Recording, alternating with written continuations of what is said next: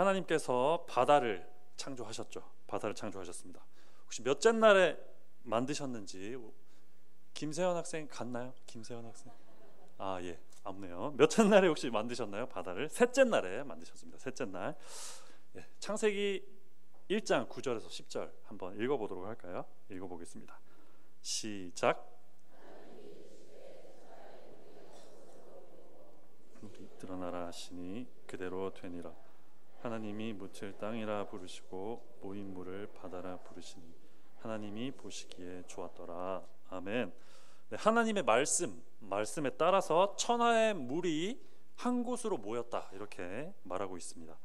그리고 그 모인 물을 오늘 성경에서는 바다라 불렀다 이렇게 말하고 있습니다. 정확히 원어를 말하면 바다들이다 이렇게 부르셨습니다. 바다들이다.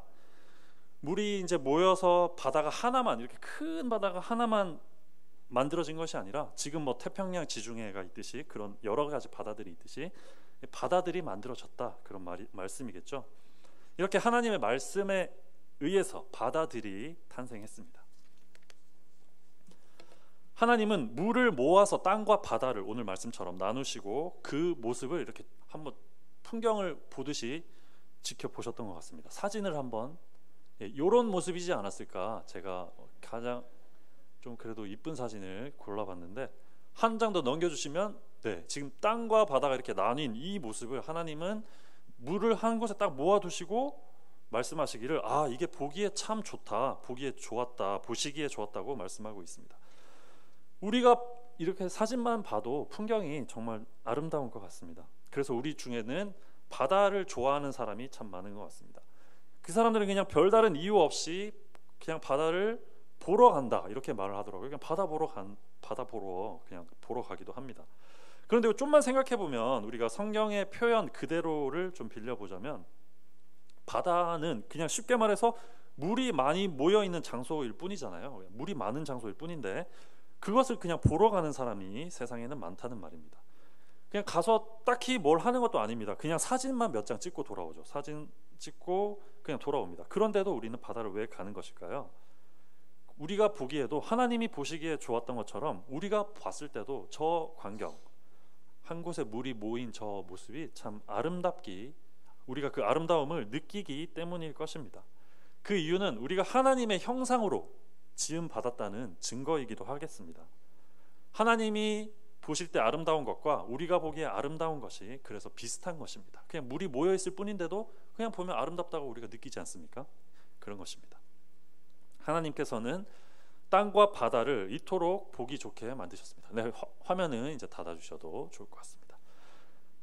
하지만 바다는 이 땅과는 좀 다른 것 같습니다. 땅과 바다는 좀 다른 것 같습니다. 좀 특별한 성질이 바다에는 있는 것 같습니다. 땅은 사람이 통제가 가능합니다. 통제. 여기 뭐 건물도 세우고 도로도 뚫고 터널도 뚫고 그리고 전쟁을 해서 막 땅을 빼앗고 정복하기도 하고 이렇게 통제하려고 합니다. 땅을 통제합니다. 하지만 바다는 우리가 통제할 수 없도록 하나님께서 창조하신 것 같습니다. 바다에는 사람이 살 수도 없습니다. 살 수 없도록 만드셨습니다. 살 수 없을 뿐만 아니라 그것을 우리가 다스리기가, 정복하고 다스리기가 거의 불가능하도록 바다를 그렇게 만들어 놓으셨습니다. 창세기 1장에서는 보시기에 참 좋았더라 이 바다가 이렇게 나오는데 이렇게 아름답게 창조된 뒤에부터는 성경에서 또 바다가 여러 군데 나오는데 거의 모든 부분에서 아름다운 모습으로 나오는 것이 아니라 굉장히 위협적인, 우리에게 위협을 주는 그런 존재로 바다가 계속 등장하고 있습니다. 먼저 바다는 출애굽기에서 우리가 잘 아는 사건에서 등장합니다. 이스라엘 백성을 출애굽을 가로막아서 그들을 죽음의 위험으로 그렇게 내몬 존재로 바다가 등장을 하죠. 그럴 뿐만 아니라 애굽에 뒤쫓아오던 병거와 애굽 군인들이 그 말랐던 길로 갈 때 갈라졌던 물이 다시 원상태로 복귀가 되죠. 바다가 이 돌아오면서 수많은 병거들과 애굽 병사들을 죽게 만드는 그런 원인으로 또 바다가 심판의 원인으로 나오기도 합니다. 이래서 성경에서는 오늘 본문에서도 마찬가지로 주로 형용사 그 바다 앞에 여러 가지 말이 많이 붙는데 깊은 바다 이렇게 많이 나옵니다. 그리고 큰 바다, 그리고 바다가 나올 때는 언제나 평온한 바다 이미지로 나오는 것이 아니라 막 태풍이 치고 광풍이 치는 그런 이미지로 많이 등장하고 있습니다. 우리가 잘 아는 요나서에서도 태풍이 치죠. 배가 가고 있는데 요나가 탄 배가 광풍을 만납니다. 자연 재해의 모습이 나오고 있습니다. 요나가 제비뽑기에 뽑혀서 던져지죠. 그것도 바다를 향해 죽음을 맞이하는, 죽음을 향해 던져지는 그런 장소도 바다로 등장하고 있습니다. 요한계시록 13장에서는 적그리스도와 같은 존재, 적그리스도가 바다로부터 올라오는 짐승으로 등장하기도 합니다. 이스라엘 백성들이 바다 경험이 없고 광야 생활을 오래 하는 한 민족이라서 그런 것일까요? 성경에서는 이처럼 바다가 굉장히 위협적인 존재로 등장하고 있습니다. 바다는 죽음을 일으키는 장소입니다. 죽음을 연상하게 만드는 그런 장소가 성경에서 바로 바다입니다. 깊고 넓고 크고 그 속을 들여다보지만 그 속이 도무지 보이지 않는, 속을 도무지 알 수 없는 그런 존재, 바다. 광풍이 때로는 일어나서 우리를 삼키려고 하는 그런 바다. 우리가 통제하려고 했지만 우리가 전혀 통제할 수 없는 그런 영역이 바로 바다인 것입니다. 실제로 우리는 바다에 고작 몇 걸음 정도만 해안선으로부터 걸어 들어가서 그냥 거기서 앞에서 살짝 헤엄치는 정도만 우리가 할 수 있지, 그 이상 들어가는 것은 우리가 생명이 아주 위험해지는 일이죠. 우리 바다도 아주 적은 분량만 우리가 경험할 수 있는 것입니다. 출애굽하던 이스라엘 백성들을 가로막고 있었던 그 홍해 바다처럼 도무지 사람의 힘으로는 해결이 불가능해 보이는 그런 영역이 있습니다. 우리가 통제할 수 없을 것 같은 그런 영역, 사람의 힘으로는 조절할 수 없는, 사람의 힘으로는 조정할 수 없는, 조정이 안 되는 그런 영역, 우리가 정복하려고 땅처럼 땅에는 뭐 세우고 뭘도 깔고 이렇게 정복도 하는데 우리가 바다를 아무리 정복하려고 시도를 해봤지만 너무나 그 불규칙적이고 알 수 없는 성질 때문에 엄두가 나지 않는 그런 영역이 바로 이 바다와 같은 영역인 것 같습니다. 우리에게도 이런 바다와 같은 영역이 있지 않은지 한번 생각해 볼 필요가 있을 것 같습니다. 내가 나 스스로를 통제할 수 없을 것만 같다고 느낀 적이 혹시 있으십니까? 나를 통제하고 싶은데, 나를 내가 통제해서 내가 하나님 뜻대로 살게 만들고 싶은데 나를 통제하기가 너무나 힘들구나, 이렇게 느끼신 적 혹시 있으십니까? 나를 변화시키려고, 나도 나의 단점을 알고 나도 나의 부족한 점을 아는데, 그래서 내가 나를 한번 변화시켜 보려고, 내가 한번 변해보려고 온갖 애를 쓰지만 도저히 변하지 않는 나의 모습을 계속 반복해서 확인하면서 나는 내 스스로 나를 어떻게 할 수 없구나, 내 스스로 나를 통제할 수 없을 것 같구나, 나는 평생 그냥 이렇게 살아야 되는 건가, 이렇게 느끼기도 합니다.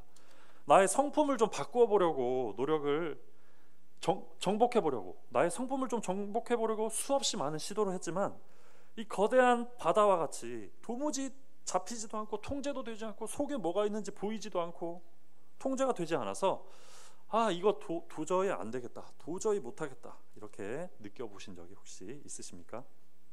오늘 시편에 나오는 뱃사람들은 바다의 배가 광풍으로 인해서 배가 자신들의 통제를 벗어난 순간 하나님께 부르짖고 있습니다.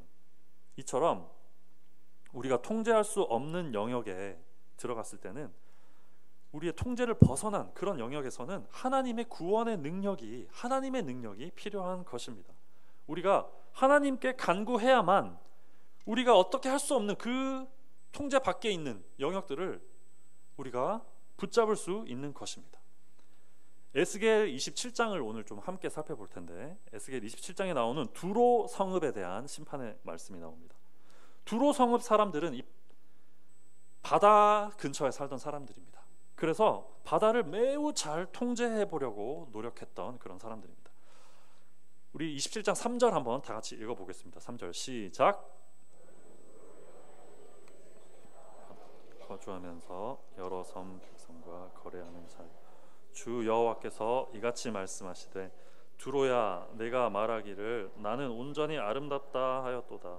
예, 두로는 나는 온전히 아름답다 이렇게 말했습니다. 미항 이런 말이 있죠. 아름다운 항구 도시 이런 것처럼 두로가 바로 그런 도시였습니다. 두로는 그들의 큰 지혜로 무역을 아주 잘 했기 때문에 부를 많이 축적했습니다. 그래서 그들은 점점 그들의 아름다움과 그들의 쌓이는 부 때문에 점점 교만해졌습니다. 28장 5절을 한번 보시면 내 지혜야 내 큰 지혜와 내 무역으로 재물을 더하고 그 재물로 말미암아 내 마음이 교만해졌다. 이렇게 두로의 심판의 이유에 대해서 설명하고 있습니다. 두로 사람들은 그 바다의 무역, 그 재물 쌓는 일, 그런 일들을 자신들이 매우 잘 통제하려고 했고 실제로 잘 통제했습니다. 부를 쌓았기 때문입니다. 그들이 큰 지혜와 많은 재물로 무엇이든지 사고팔고 할 수 있었기 때문일 것입니다. 그들은 이어서 자신들의 지혜와 자신들이 가진 재물로 바다까지 통제할 수 있을 것이라고 생각했습니다. 우리가 앞서 살펴봤던 것처럼 깊고 크고 불확실한 이 지중해 바다, 그들의 앞바다를 확실히 통제할 수 있을 것이라고 생각했는데요. 어떻게 그들이 작전을 짰는지 한번 27장 5절에서 7절 말씀 다 같이 한번 읽어보도록 할까요? 두로 사람들이 어떻게 해서 바다를 통제하려고 했는지 읽어보겠습니다. 시작. 네, 판자를 만들었으며 너를 위하여 레바논의 백향목을 가져다 돛대를 만들었도다. 바산의 상수리 나무로 내 노를 만들었으며 기띔섬 황양목의 상아로 꾸며 가판을 만들었도다. 애굽에 수놓은 가는 배로 돛을 만들어 깃발을 삼았으며 엘리사 섬의 청색 자색 배로 차이를 만들었도다. 네. 레바논 백향목이 나오죠. 레바논 백향목이 어떤 재료죠? 솔로몬 왕궁을 지을 때 사용하던 자재입니다. 근데 두로 사람들은 그 왕궁 지을 때 기둥으로 세우던 또 막 바르던 그런 건축 자재인 최고급 레바논 백향목으로 배의 돛대를 만든 것입니다. 바산의 상수리 나무도 이사야와 스가랴서에서 최고급 품목으로 등장하고 있습니다. 두로 사람들은 최고급 최상품인 바산에서 나온 상수리 나무로 배를 젓는 노를 만들었습니다. 가판은 이름도 화려하고 멋집니다. 기띔섬 황양목의 상아.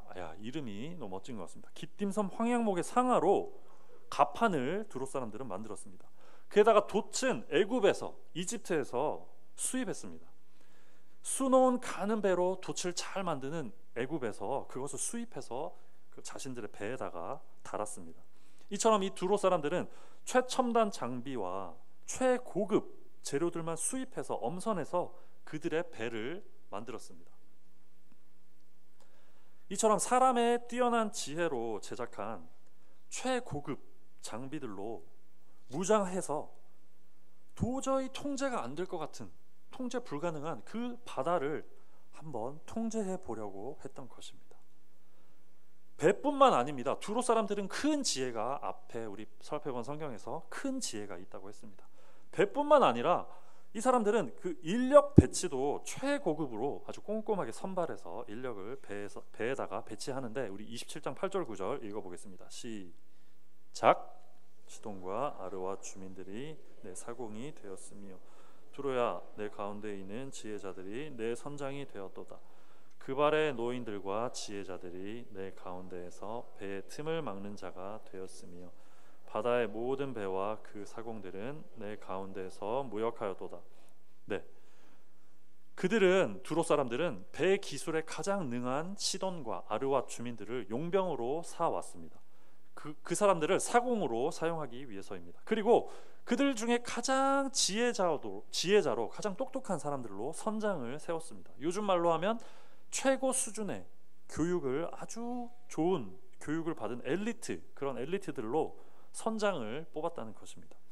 그리고 또 배의 틈을 막는 인력이 또 있었나 봅니다. 배의 틈을 막는 인력. 배 틈을 막는 인력으로 또 해외 인력을 수입을 합니다. 자신들의 그것으로 하지 않고 최고급으로 하기 위해서 그 발의 노인들과 지혜자들을 배의 틈을 막는 사람들로 고용했습니다. 아주 큰 선장부터 사소한 이런 배 틈 막는 사람들까지 모두를 최고로 채운 것입니다.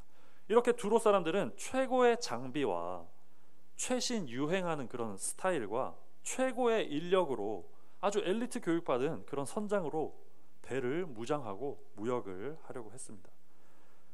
하지만 그들의 그 최고로 꾸며진 모든 것들은 하나님이 다스리시는 바다 앞에서는 그저 종이배처럼 바다 속으로 내동댕이 쳐질 뿐이었습니다. 에스겔 27장 26절부터 31절 좀 긴 5절인데 거기에 그 내용이 잘 나와 있습니다. 6절인데 우리 함께 내용을 생각하시면서 읽어보도록 하겠습니다. 합독하시겠습니다. 시작. 사공이 너를 인도하여 큰 물에 이르게 하며 동풍이 바다 한가운데에서 너를 무찔렀도다. 내 재물과 상품과 바꾼 물건과 내 사공과 선장과 내 배의 틈을 막는 자와 내 상인과 내 가운데에 있는 모든 용사와 내 가운데에 있는 모든 무리가 내가 패망하는 날에 다 바다 한가운데에 빠질 것이며 내 선장이 부르짖는 소리에 물결이 흔들리리로다.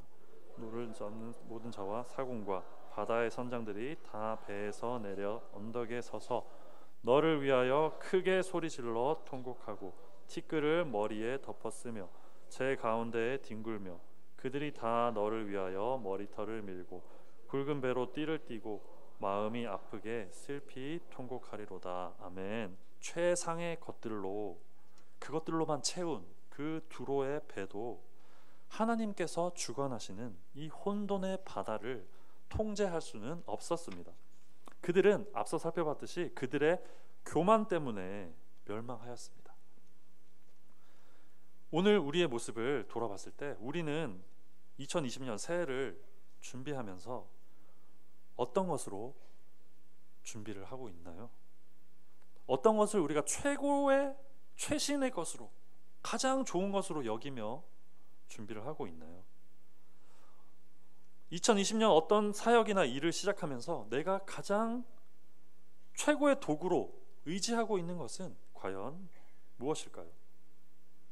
두로 사람들과 마찬가지로 이 땅의 최첨단 시스템, 최신 트렌드, 최고의 지식으로 인생이 모두 통제 가능할 것이라고 혹시 착각하고 있는 것은 아닌지. 이 땅에서도 바다와 같은 통제 불가능한 영역이 있습니다. 예를 들면 인간관계, 바다와 같습니다. 통제가 불가능합니다. 인간관계는 하고 싶은 대로 되지가 않습니다. 사업도 마찬가지인 것 같습니다. 우리의 통제 영역을 벗어난 영역입니다. 영혼 구원 어떻습니까? 우리가 우리의 말로, 지혜로운 말로 그들을 잘 전한다고 해서 잘 됩니까? 일이 진행됩니까? 영혼 양육 마찬가지입니다. 우리가 잘 가르친다고 해서 그 소그룹 대상들을, 소그룹 원들을 잘 가르치는 일, 우리의 통제 밖에 있는 일이죠. 우리가 통제할 수 없는 일입니다. 하나님 나라 확장, 자기 부인, 나를 부인하는 일, 내가 스스로 할 수 있을 것 같지만 잘 되지 않습니다. 이런 나의 통제 밖에 있는 일, 우리의 통제 밖에 있는 영역에 우리는 지금 도전하려고 하고 있지 않습니까? 2020년을 시작하면서 이제는 행하게 하소서라는 표어를 가지고 우리가 하는 이 모든 교회 사역과 이 사업과 사역이 어떻게 보면 우리의 힘으로 할 수 없는 것들 투성이인 것 같습니다. 인간관계라든지 영혼 구원, 우리의 하나님 나라의 확장, 또 나를 단련시키는 자기 부인과 같은 이런 모든 우리 통제 밖에 있는 영역을 우리가 지금 시작하려고 하고 하는 이때에 우리가 어떤 것을 의지하고 나아가고 있나요? 어떤 방법을 우리가 사용하고 있나요? 오직 바다까지 주관하시는 하나님을 의지하고 하나님께 부르짖는 성도님들이 되시기를 축복합니다. 오늘 본문에서도 오늘 이제 드디어 오늘 본문으로 넘어오도록 하겠습니다. 오늘 본문에서도 바다 이야기가 등장합니다. 시편 107편 23절에서 25절 말씀이 있습니다. 한번 읽어보도록 할까요? 23절에서 25절 읽어보겠습니다. 시작. 배들을 바다에 띄우며 큰 물에서 일을 하는 자는 여호와께서 행하신 일들과 그의 기이한 일들을 깊은 바다에서 보나니 여호와께서 명령하신즉 광풍이 일어나 바다 물결을 일으키는도다. 네, 여기까지 보겠습니다. 시편 오늘 살펴본 107편 역시 바다를 표현할 때 큰 물이라고 표현하고 있죠. 큰 물, 깊은 바다라고 표현하고 있습니다. 이것은 결코 만만하지 않다는 뜻입니다. 바다는 크고 깊기 때문에 네 힘으로는, 우리 힘으로는, 나의 힘으로는 어찌할 방법이 없는 그런 장소가 바다라는 말입니다. 심지어 그것에 그치지 않고 하나님께서는 바다에게 명령해서 뱃사람들에게 광풍을 일으키고 계십니다. 우리의 삶도 이런 광풍이 일어나곤 하는 바다와도 같습니다. 저는 최근에 이사를 이제 인천으로 전임 사역을 하면서 인천으로 이사를 오게 되었는데 이사를 진행하면서 동시에 여러 가지 일들이 겹쳤습니다. 바쁜 일들이 겹쳤고 힘든 일이라고 할 수도 있는데 그런 일들이 겹치면서 정말 광풍이 일어난다, 삶의 광풍이 일어나는 것을 겪었던 것 같습니다. 느꼈었습니다. 정말 사는 것이 광풍 속에 있는 바다와 같다, 굽이치는 바다와 같다는 것을 몸소 체험을 했습니다. 하지만 오늘 본문에서 주목할 사실은 그 광풍조차, 일으키시는 광풍조차 하나님이 일으키고 계신다고 말하고 있는 것입니다. 그것조차 하나님의 통제 아래에 있다는 것입니다. 하나님께서는 이처럼 우리 삶의 바다에 광풍을 일으키시기도 합니다. 하나님이 우리 삶에 광풍을 일으키시면 우리는 어떻게 될까요? 우리의 모습, 그때 나타나는 우리의 모습이 26절, 27절에 나와 있는데 함께 이 두 절을 읽어볼까요? 26절, 27절 두 절 읽어보겠습니다. 시작. 하늘로 솟구쳤다가 깊은 곳으로 내려가나니 그 위험 때문에 그들의 영혼이 녹는도다. 그들이 이리저리 구르며 취한 자 같이 비틀거리니 그들의 모든 지각이 혼돈 속에 빠지는도다. 아멘. 하나님이 광풍을 일으키시면 우리는 이런 모습이 됩니다. 하나님이 일으키는 광풍에 우리의 영혼이 녹는다고 표현하고 있습니다. 우리 지각이, 우리의 판단 능력이 혼돈 속에 빠진다, 이렇게 표현하고 있습니다. 그럼 도대체 하나님이 왜 우리의 삶에 이런 광풍을 일으키시는가? 왜 이사가 순조롭게 되지 않게 하셨는가? 물론 지금은 순조롭게 됐습니다. 하지만 그 과정이 왜 그렇게 험난하게 인도하시는가? 그 이유는 저도 잘 모르겠습니다. 사실 하나님이 명확하게 알려주려고 하시지 않는 것들이 있죠. 이런 이유들입니다. 하나님이 지금 명령하셔서 광풍이 일어나게 하시는데 그 이유를 말 안 하시고 그냥 광풍이 일어나게 하시는 것입니다. 이런 것은 저는 사실 알고 싶지도 않습니다. 하나님이 알려주는 것만 알고 싶고 이유를 굳이 저는 몰라도 될 것 같습니다. 그냥 하나님께서 광풍을 일으키시는 것입니다. 우리 인생에 하지만 한 가지 제가 붙들 수 있는 확실한 한 가지 사실은 통제가 불가능한 바다와 같은 우리의 삶에서 우리가 바라는 그 항구로 인도해 주는 것은 바산의 상수리 나무로 만든 최첨단 기술로 된 그 노도 아니고 애굽에서 수입한 수놓은 배로 만든 최신 유행의 그런 돛도 아니며 우리 중에 가장 많이 배우고 능력이 뛰어난 엘리트 선장도 아니라는 것입니다. 우리가 바라는 항구로 이끌어 가시는 분은 오직 광풍을 통제하시며 그것을 일으키시기도 하는 만물의 주인이신 하나님이십니다. 우리가 취한 자 같이 비틀거리며 정신이 정말 빠질 정도로 혼란한 상황, 그 상황에 처했다고 할지라도 우리가 하나님께 부르짖으면 하나님께서 들으시고 우리를 광풍에서 건져준다고 말씀하고 있습니다. 그 악마 같던 그 광풍이 하나님의 명령 앞에서 잠잠하라는 말씀 앞에서 잠잠해질 것입니다. 우리는 바다를 통제할 수 없습니다. 인생을 통제할 수 없습니다. 인간관계 친해지고 싶다고 친해질 수 없습니다. 자기 부인, 내 스스로를 내가 통제할 수 없습니다. 내가 선하고 거룩하게 살고 싶지만 내 뜻대로 되지 않습니다. 하지만 모든 것의 주인은 하나님이심을 믿으시기 바랍니다.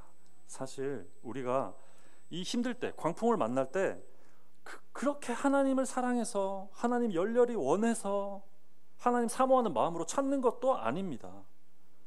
오늘 성경에 고통 때문에 라고 말하고 있습니다. 단지 우리가 만난 광풍 때문에, 우리가 지금 너무 힘들기 때문에 좀 급하니까 하나님 좀 도와주세요 이렇게 급하게 부르짖는 것입니다. 어떻게 보면 필요할 때만 찾습니다. 필요할 때만. 하지만 그럼에도 불구하고 우리가 필요할 때만 찾더라도 하나님을 그때 찾고 부르짖을 때 하나님께서는 들으시고 응답하실 것입니다. 그 응답 때문에 광풍은 점점 잦아들게 됩니다. 광풍이 점점 잦아들더니 이제는 광풍이 멈추었습니다. 그리고 바다에 평온이 찾아왔습니다. 이때 우리는 그 바산의 상수리 나무로 만든 노에서 잠깐 손을 놓습니다. 그리고 우리를 죄와 사망에서 구원하신, 나를 교만에서 구원하신 그분을 찬양하기 시작합니다. 그분을 기뻐하기 시작합니다. 광풍 뒤에 찾아온 평안함 때문에 우리는 꼭 붙들고 있던, 놓지 않던 그 최신 유행의 노를 손에서 잠시 놓고 하나님을 찬양하기 시작합니다. 바로 그때 바람이 붑니다. 바람이 불어서 배를 뒤에서 밀어줍니다. 우리는 기뻐하며 감사하느라 잠깐 배를 젓는 것을 중단했습니다. 하지만 바람은 우리가 눈치채지 못하게 서서히 불어서 배를 밀어주고 있습니다. 우리가 평온함으로 말미암아, 광풍이 잦아든 그 평온함으로 말미암아 기뻐하며 찬양하는 중에 하나님 여호와께서는 우리를 우리가 바라는 항구로 인도해 주실 것입니다. 여호와의 인자하심과 인생에게 행하신 기적으로 말미암아 그를 찬송할지로다. 아멘.